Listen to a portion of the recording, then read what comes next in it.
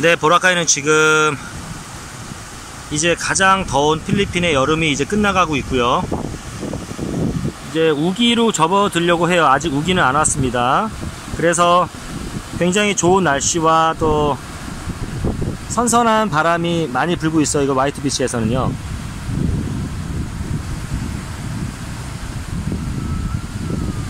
지금 놀기 딱 좋은 날씨예요. 네, 안녕하십니까. 20년째 해외에서 생활하고 있고 사업을 하고 있습니다. 그리고 국제 결혼했어요. 나름대로 해외 경험이 풍부하다고 생각하는 국제아재예요. 반갑습니다, 여러분. 오늘은 제가 제 최근 영상들을 한번 리뷰해보는 시간을 가질까 합니다. 내 영상을 내가 리뷰한다? 재밌을 것 같지 않습니까? 자, 여러분 사시면서 이런 경험들 있죠. 내가 누구랑 얘기를 했어요. 그리고 집에 왔습니다. 곰곰이 생각을 해봅니다. 내가 그때 왜 이렇게 얘기했을까? 이렇게 얘기하지 말고 저렇게 얘기했으면 훨씬 좋았을 텐데. 이런 경험 분명히 많이 있으시죠?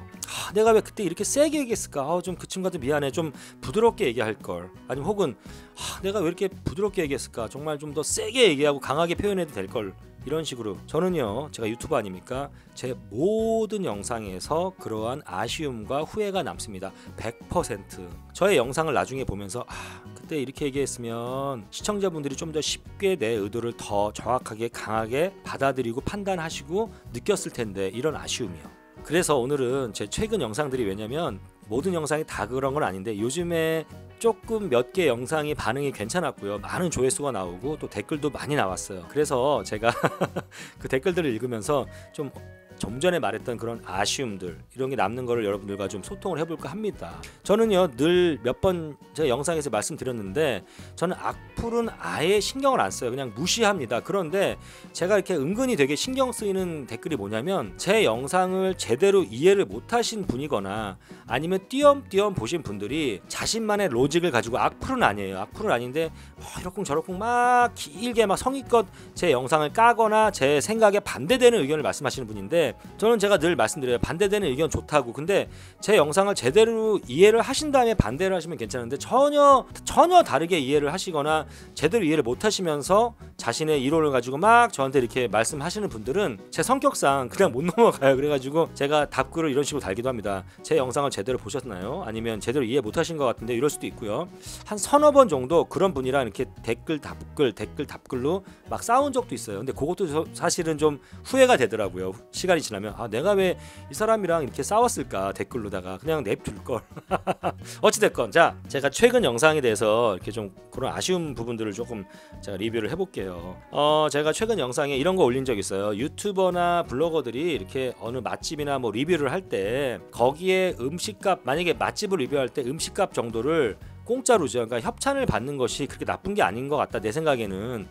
그리고 그런 사람들을 뭐 거지처럼 막 이렇게 욕하지 말아주셨으면 좋겠다, 이런 이제 내용을 말씀을 드렸어요. 근데 그 이유를 제가 제 영상 보시면 아시거든요. 어느 누구도 블로거든 유튜버든 밥을 한 끼를 공짜로 먹기 위한 그 목적으로 리뷰를 하는 사람은 없을 거다라는 거죠. 근데 이제 그런 이제 내용을 보시고 많은 분들이 저에게 동의를 해주셨는데, 또 이런 글들도 많았어요. 아재님, 공정하고 객관적이고 솔직한 리뷰를 위해서는 밥값을 내고 리뷰를 하는 게 맞지. 그러니까 그분들 얘기는 뭐냐면, 밥값을 협찬을 받으면 공짜로 먹게 되면 그런 객관적이고 솔직하고 정직한 리뷰는 하기가 어렵지 않느냐는 얘기인데, 저는 좀 이해가 안 가더라고. 첫 번째, 리뷰라는 건 객관적인 건 없어요. 다 주관적입니다. 제가 솔직하게 저의 주관적으로 이 집이 맛있다고 리뷰를 했는데 정말 맛있어서, 근데 어떤 손님이, 어떤 시청자가 제 영상을 보시고 그 집에 갔는데 그 사람 입맛에 안 맞는 거야. 그러면 저는 사기꾼처럼 돼버리는 거예요. 뭐야 이거, 맛도 없는데. 이렇게 될 수 있는 거거든요. 그러니까 모든 리뷰라는 건 주관적이지 객관적인 게 없다라는 거. 근데 솔직하냐 아니냐, 저는요, 음식값 정도를 안 내고 공짜로 이렇게 제공을 받아서 리뷰를 한다고 한들 그게 솔직하고 솔직하지 아니하고 랑은 전혀 관계가 없는 것 같아요. 저 같은 케이스는 그래요.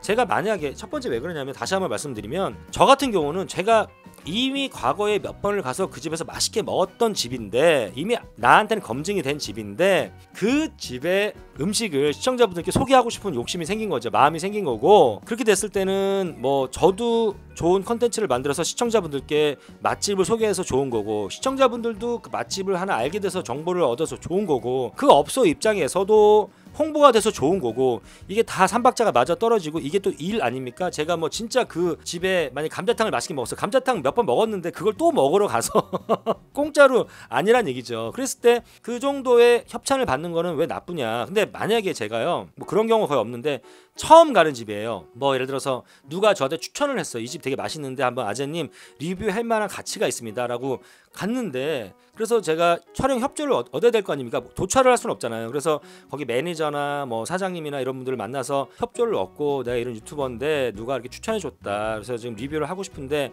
혹시나 음식 정도를 이렇게 제공해 줄 수 있겠느냐. 그분이 오케이 했는데 음식을 먹었더니 쓰레기야. 진짜 맛이 없는 거예요. 아니 그걸 왜 맛없다고 얘기 못합니까?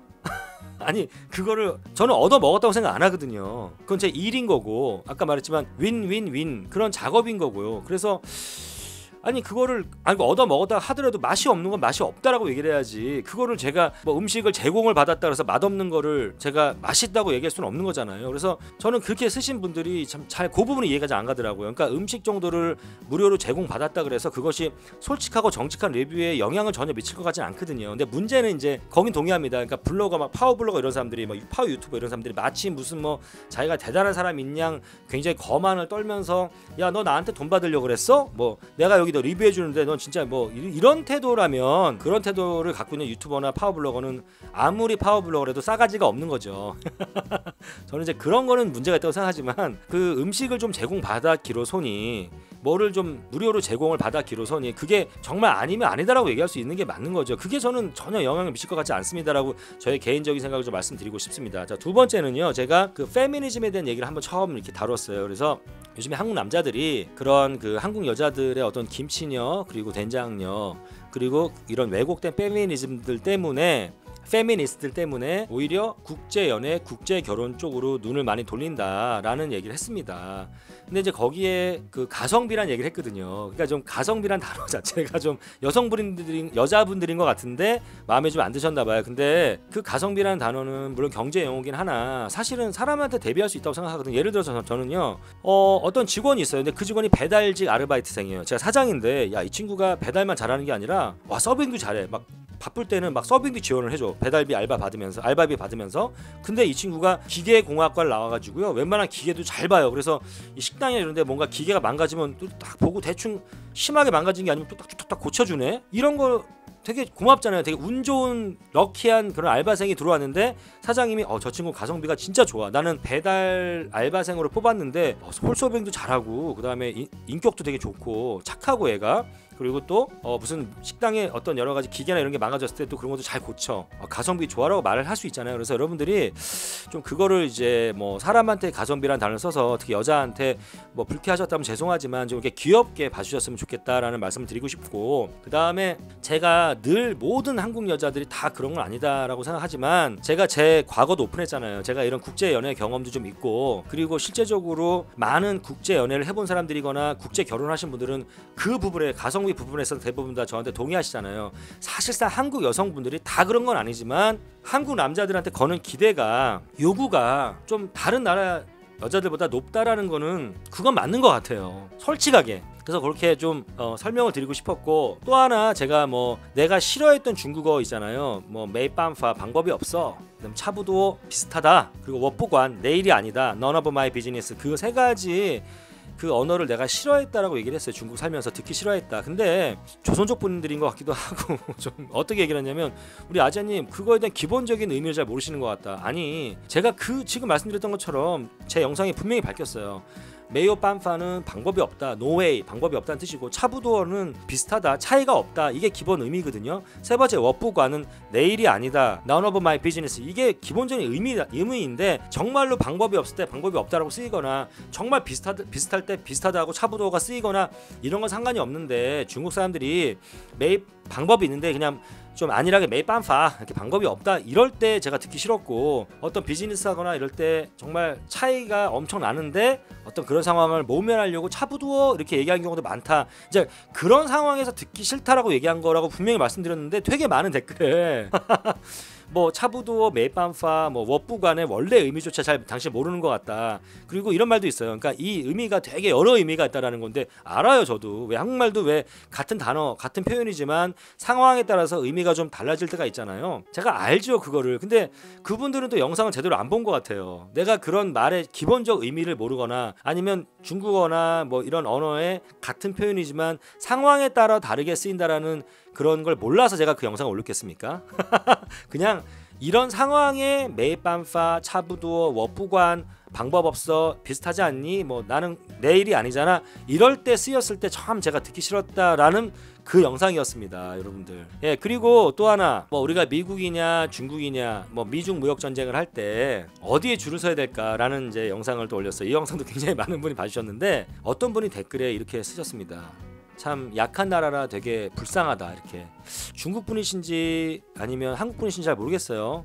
예, 근데 그 글을 딱 보는 순간 니네가 약해서 되게 불쌍하다. 마음이 짠했습니다. 예, 대한민국이 사실은 솔직히 전 세계적으로 200여 개의 나라 중에 약한 건 아니거든요. 우리나라가 국방력으로 봐도 수위 안에 들죠. 경제력도 저희 전 세계 뭐 11위, 12위 하죠. 정말 G20 안에 들어간 나라 아닙니까? 예, 그럼에도 불구하고 우리가 워낙 강대국, 워낙 좀 센 나라들, 예, 뭐 중국, 러시아, 일본 이런 나라들의 미국 이런 나라들에 둘러싸였기 때문에 거기다 북한 문제도 있고 정말 우리 한국이 굉장히 좀 힘들잖아요 상황이. 저는 오히려 이렇게 힘든 지정학적인 상황에서 이만큼까지 온 게 나는 오히려 프라이드가 있고 대한민국이 대단하다고 생각하지. 물론 마음이 짠했어요. 우리가 약한 건 맞아요. 중국보다 약하고 솔직히 미국보다 약하고 아직까지도 일본보다도 약해요.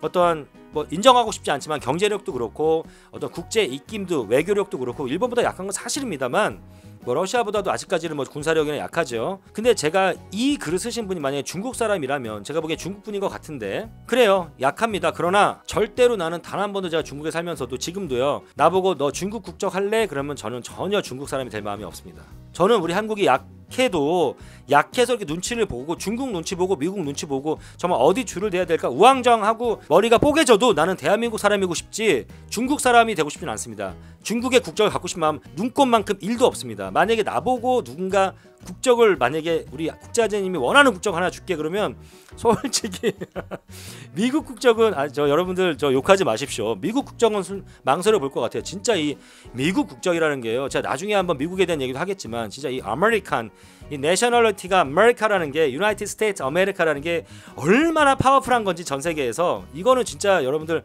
그러니까 미국 국적 정도는 고민해 볼 것 같아요. 아니면은 뭐 오스트레일리아라든지 캐나다 정도는 한번 고민해 볼 것 같습니다만 전혀 노노노노 Chinese no. 내가 죽을 때까지는 아마 그런 마음은 안 들 것 같습니다. 그냥 중국은 저에게는 되게 정이 있는 또 내가 오랫동안 살아왔던 사업을 해왔던 어떤 그 마음이 굉장히 쓰이는 그것이 좋은 거든 안 좋은 거든 굉장히 마음이 쓰이는 그런 국가 또 우리나라와 긴밀하게 어찌됐건 협조를 맺어야 되는 그런 국가라고 저는 생각을 할 뿐이지 예. 그래서 이런 얘기들을 좀 드리고 싶다는 생각이 들었습니다. 자 오늘 제가 갑자기 생뚱맞게 제 영상들에 대해서 좀 나름대로 이렇게 댓글들을 보고 조금 제가 부연 설명하고 싶은 것들을 여러분께 표현해 봤습니다. 예, 제 얘기가 공감이 가고 재밌었습니까? 좋아요와 구독 좋아요와 구독 부탁드릴게요. 네, 국제아재였습니다. 국제아재 이야기는 계속됩니다. 감사합니다.